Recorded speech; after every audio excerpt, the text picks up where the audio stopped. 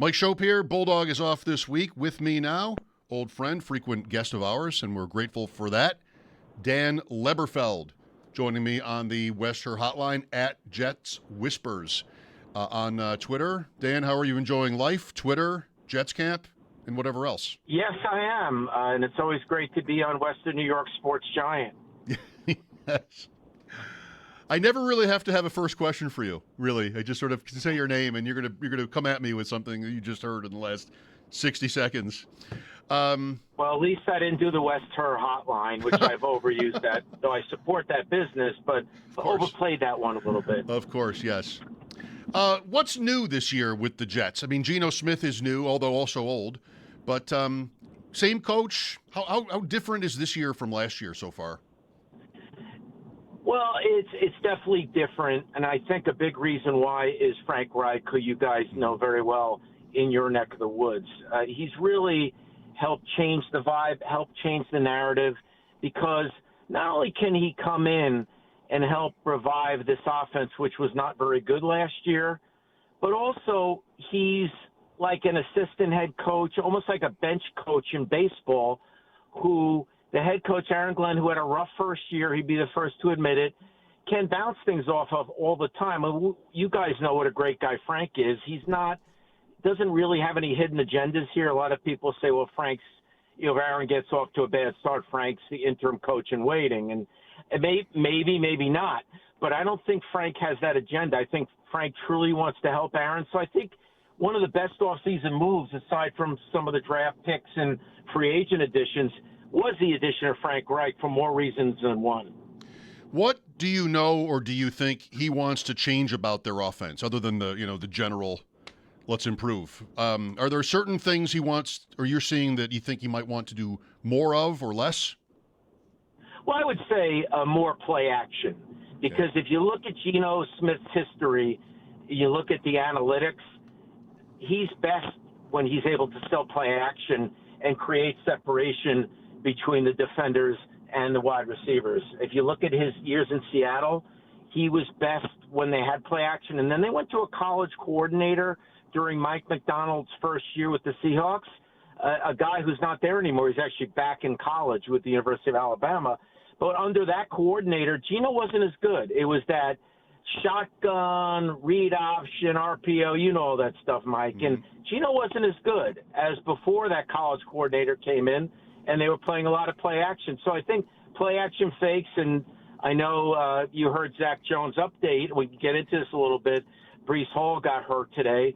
But they intend to run the ball a lot, sell the play action, make life a little bit easier for Geno, where he can have separation in that secondary to throw to easier targets than you would under the shotgun. Are you optimistic for Geno Smith, Dan? Well, I think that when you look at Geno, obviously he's not an elite quarterback. He's not an upper-tier quarterback. But if you have a good defense, good special teams, and you can run the ball, he can be a game manager for you. He's proved that in his past. And I always point to this stat. If you look at Geno's 3 years as the starter in Seattle, his record is very similar to Baker Mayfield the last 3 years in Tampa Bay. And the Jets are paying Geno Smith $3 million of their own money this year. The rest of his salary is coming from the Vegas Raiders. So for $3 million, actually $3.3 million this year, if he can manage the game, that's a heck of a bargain for Darren Muji and the Jets front office to have Geno go in there. They've got a lot of weapons in the passing game now, and just complement the offense without having to put the offense on his back, get the ball into the hands of the playmakers, be a good point guard. I think Geno can do that. Let's fill that out with a look at who these weapons are. I mean, we'll get to Breece Hall and his news today, but, he's outstanding, and he's proven that. Garrett Wilson is great. Just hasn't been in the right kind of climate yet to get maybe more attention. I feel like he's underrated. And then after that, you've got a couple of draft picks here. Size that up, Dan. So if he wants to be somebody, Geno Smith this is, if he wants to be somebody that can get the ball to different guys, the point guard point you made, how deep do they run? Yeah, they have a lot of weapons when you look at Garrett Wilson as the number one. And Garrett Wilson has not had a prolific training camp necessarily, and I don't say that in a negative way. And I give Geno Smith credit for this.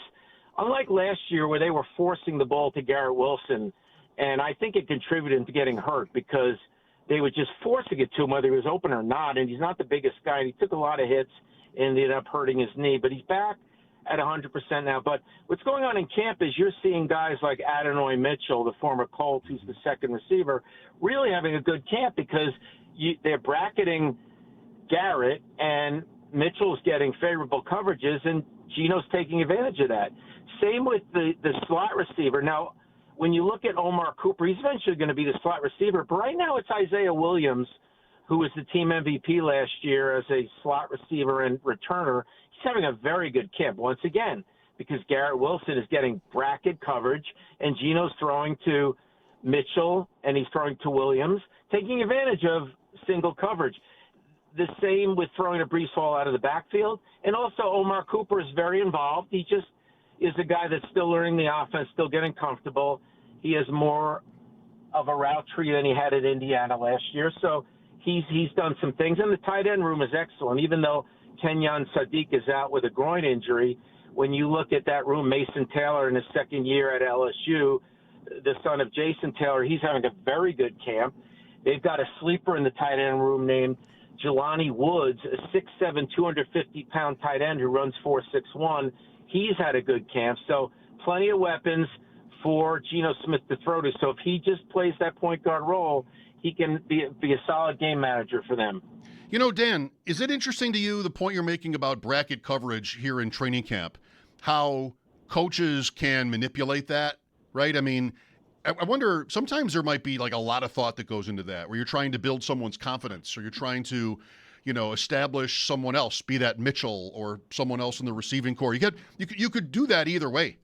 And, there are certain teams like New England with Gonzalez or somebody, where if they have, I'm not sure the Jets have this, but somebody that's elite as like a lockdown corner, shutdown corner, then, you might have interesting thoughts about how to run a practice. Like, I think it was New England we were talking about last week, where Gonzalez, who I guess has missed time, but how A.J. Brown, he's sort of locking up A.J. Brown, and how a quarterback has to, pivot accordingly. That's an interesting little sort of a maybe more subtle strategy for a coach to have to ponder. Yeah, I give Frank Reich credit. I give Geno Smith credit. I never understood this in all my years covering the league, and we go way back covering this league, going back to your days when you covered the Bills. And my company's in Rochester, and I saw you a lot there when you worked for Shout Magazine. All these years, and I'm sure it's baffled you too, where you have play callers and quarterbacks who insist on forcing the ball to the number one receiver, whether he's open or not. I never understood. Just throw to the open guy. And if they're double covering your number one, throw to the slot guy 20 times if he's open. I don't get the logic, but I do think some organizations will have the mindset, hey, we're paying that guy a lot of money, and it's almost like they want to appease the owner, like to get his money's worth or something. Or in the case of like A.J. Brown in Philly, you mentioned him, I think there were times because of all the chatter about him not being happy with his targets, sometimes they force the ball to him. Mike, it's never made any sense to me. I understand some of these receivers get nervous about the Hall of Fame or leading the league in receiving. No way to run an offense, no way to run a team. Throw to the open guy. It's not rocket science. And what the Jets are doing this summer under Reich and Geno Smith is throwing to the open guy, and Garrett's not complaining. He got paid. I'm not saying Garrett's a money-hungry guy, but he got his big contract.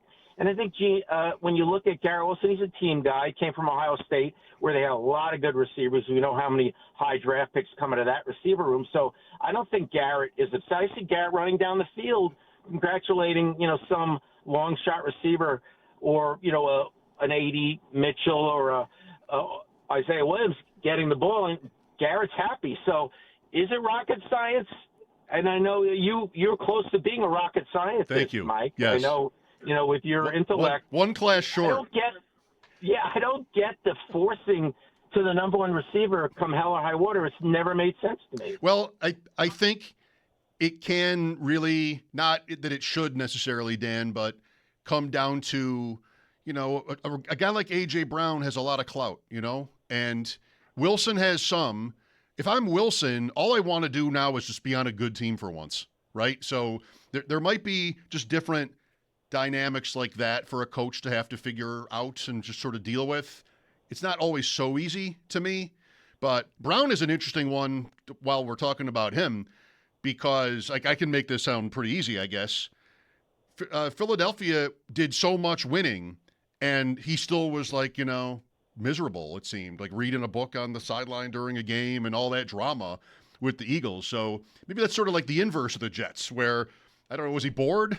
Like he just, you have personality conflicts, sure. But yeah, like the Jets are a team where you'd like to think everybody would just sort of be up for whatever makes them good. Exactly. And the other day, I was watching a press conference with Stephen Jones. It wasn't a press conference. It was actually on Sirius XM during their training camp tour. And he said Quinnen Williams, who the Jets traded in the middle of last year to Dallas and got a king's ransom in return, he was talking, Stephen Jones, after he and Jerry gave an extension to Quinnen Williams about what a great leader he is, how hungry he is to win. And I know sometimes that is just cliche, but it's really true with Quinnen. Because covering this team a long time, you'd talk to Quinnen after another loss, and he'd have that look in his eye like, you know what, I came from Alabama under Nick Saban. I'm just tired of all this losing. Sauce Gardner had a lot of success in college, University of Cincinnati. And Garrett Wilson, too, they run out of answers after games. You probably saw that during some of the lean years in Buffalo. Some of their core players like, what do you want me to say, guys, after yet the fifth straight loss or another, 3-13 or 3-14 season? You're like, what do you want me to say? So I felt like Quinnen reached that point. So he is so happy in Dallas, not just because he got a new contract, but that looks like a very good team and is excited to win. And I think there's no question Garrett Wilson has that mind set right now. Like, you know what, the catches are fine, but I want to win. But the problem with some of these receivers is they're thinking legacy, they're thinking Hall of Fame, they're thinking next contract. And if you have a season where you have 60 catches, hurts Hall of Fame, hurts legacy, hurts contract. So there's kind of a mixed agenda there. I mean, I'm sure A.J. Brown wants to win, but he's also thinking about Canton. Yep, and some of these guys end up, thinking of Sammy Watkins, who never came close to a Hall of Fame career, but, of course, started in Buffalo, and he's on a different team all the time, You also, I think, just for that point, the longer you can stick with one organization, the better for you. Now Brown is on his third team with New England. With Dan Leberfeld, I'm Mike Schopp. Bulldog is off today. This is WGR.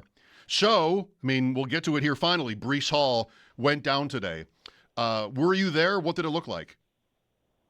It's one of those situations where you're happy training camp is open, the whole practice. From a journalistic standpoint, from a reporting standpoint, you never want a player to get hurt. But the Jets have their practice field set up a way when they practice on field one. Field one is a grass field. And when we're covering on field one, you could pick anywhere along the 100-yard field to place yourself and watch the whole practice.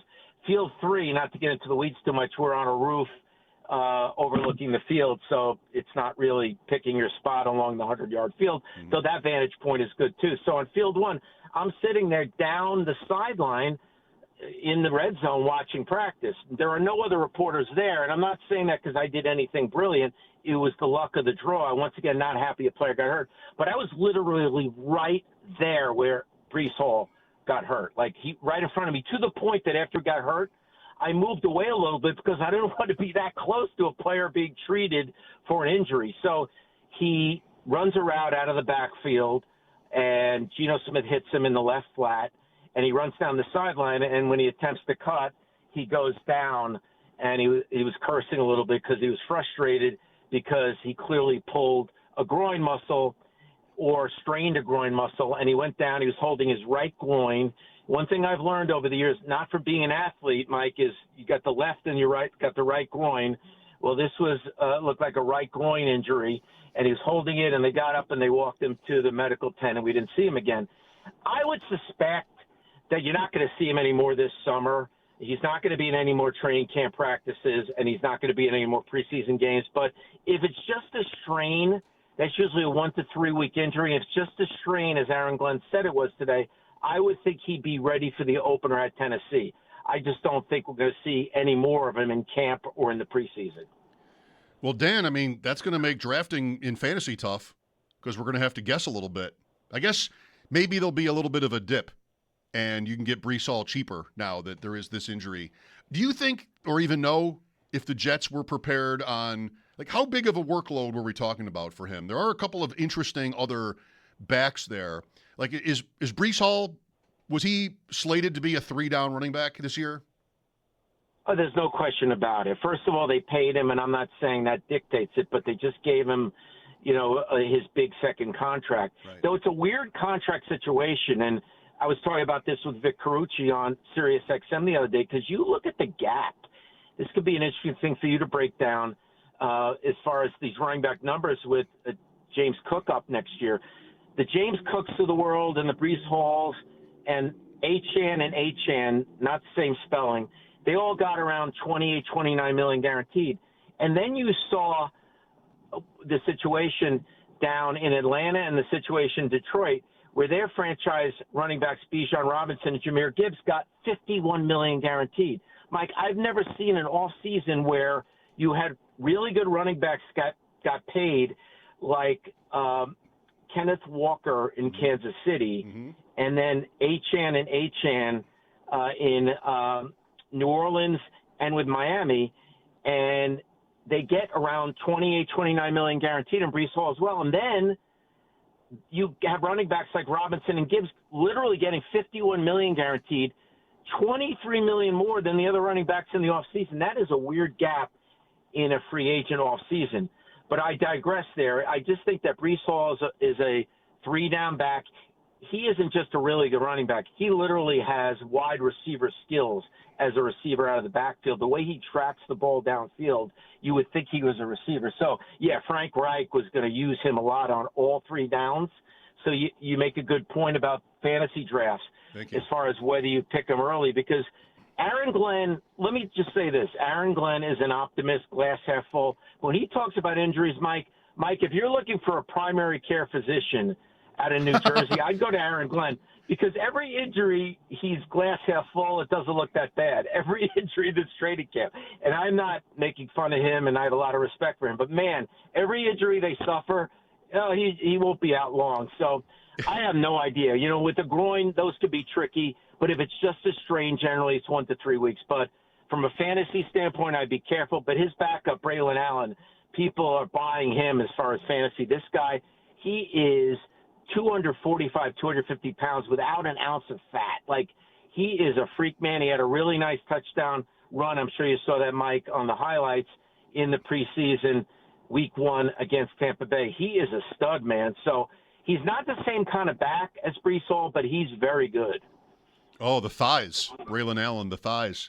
Did Aaron Glenn get that from Pete Carroll? Because Pete Carroll was famous for that. Just like, remember Chris Carson?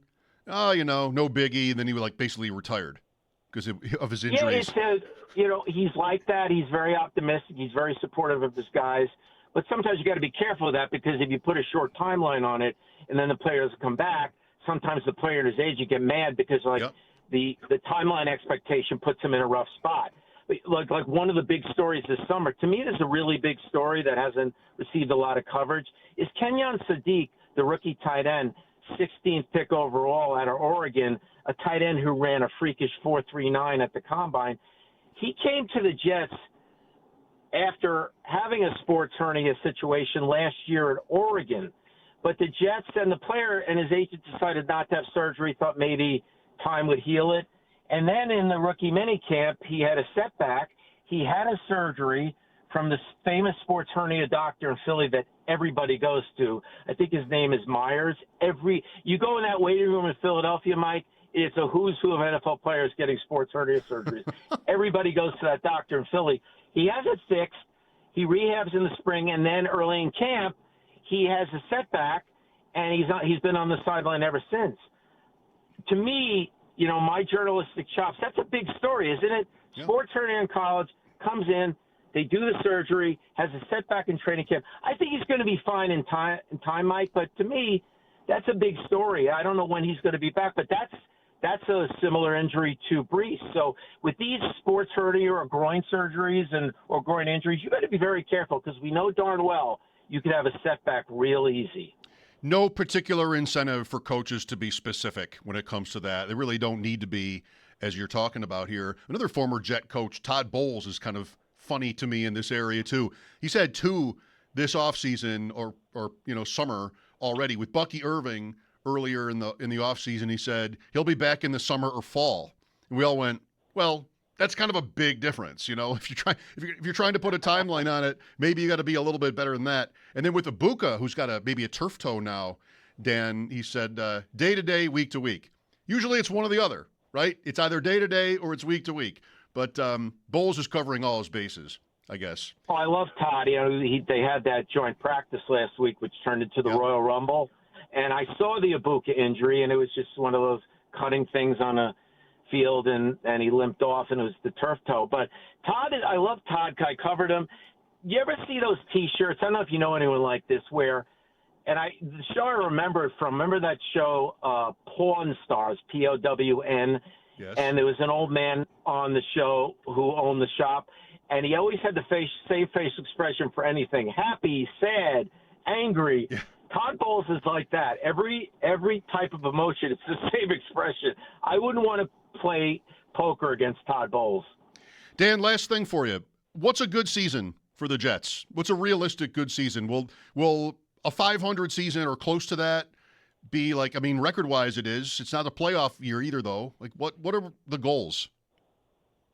Yeah, I would say around 500. They would be very happy. They haven't had a winning season. I believe the last one was in 2016, that year you remember well from the Jets, because that was the game where they went into Buffalo and had a win, and they had that costly interception in the end zone. That was their last winning season. 15. So I think they would love, if they could. You have to get my mind recalculated to the 17-game season. Yeah. If they went 9-8, here's the biggest thing. Last year under Aaron Glenn, they kind of regressed as the season progressed. And to me, when you have a rookie head coach, first-year head coach, you're not looking as an owner for a Super Bowl necessarily, but you want to see progress as the guy installs his systems and his culture and incremental progress as the season went along. That wasn't the case last year with the Jets. They were regressing, and I think that's why Todd Bowles made a lot of changes entering year two. I'll never forget that game in Buffalo at the end of the year where the Jets were like, I understand they were playing a backup quarterback, but the Bills were playing a lot of backups, and the Bills just dominated. I'll give you a perfect example of what I'm talking about. The run defense in that game, right? Ray Davis of the Bills, not the Kinks. Ray Davis ran for 150 yards with an offensive line that had four backups in there because McDermott was resting the starters, and they still ran all over the Jets. That's a really bad sign in week 17 or 18, whatever you call it at the end. So I think around 500 and making progress as the season goes along, that would be considered a good season. I'll tell you what, I'll make a prediction. They will intercept a pass in week 1 against the Titans, which will top their total from last year. Boom. There it is. There's progress. I think that's a good prediction. Minka Fitzpatrick looks like the ball hawk they desperately needed last year in the secondary. And Cam Ward, he's a little inconsistent, growing pains right now. So I think that's a very good prediction, Mike. Get that goose egg out of here. We don't want to have that over our heads again this year. Dan, thanks for your time as always. It's a pleasure to have you on. Always great to be on. Is Bulldog Parker on tour with his band right now? I don't know. He went to see the Red Sox play the Pirates this weekend. I believe that was the plan. So I don't think he's still there, but he's gotten out a little bit. That's good because I'm a big fan of not just the host but the guitarist. Yes. Yeah. Not the Kinks Ray Davis. Appreciate that clarification. Thanks, Dan. See you next time. All right, anytime. Dan Leberfeld at Jets Whisper.